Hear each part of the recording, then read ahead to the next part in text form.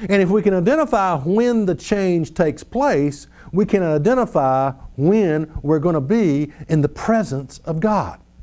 If we can identify when this change takes place, when this body is changed to something else that is able to stand in the presence of God.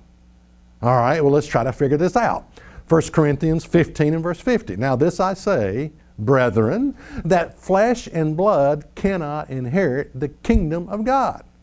Neither does corruption inherit incorruption. Notice this. Flesh and blood cannot inherit. In other words, flesh and blood can't see God because you would be destroyed. You would be consumed in the flesh.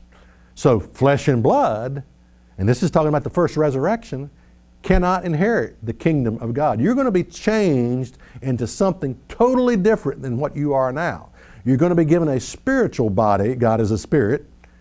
And you're going to be given a body like His so that you can stand in His presence. Okay.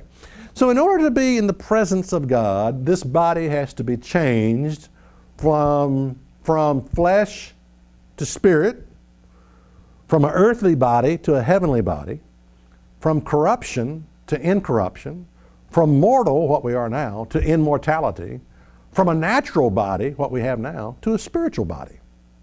That change has to occur before you will ever be in the presence of God. Now the question is, when? When does this happen? And if we can answer the question when, we can answer the question when can we, what's the timing of this? All right, 1 Corinthians 15 and verse 42. It says, so also is the resurrection of the dead. It is sown in corruption, it is raised in incorruption. Now, no one would dispute that the resurrection takes place when? At the return of Christ. I don't know of anyone that would dispute that. So we're identifying, okay, Christ returns and the resurrection takes place and a great change is going to take place in your body. God is going to do something that will enable you to stand in His presence. Because you're not going to be able to stand in His presence, flesh and blood, because flesh and blood can't inherit the kingdom of God. Flesh and blood cannot see God.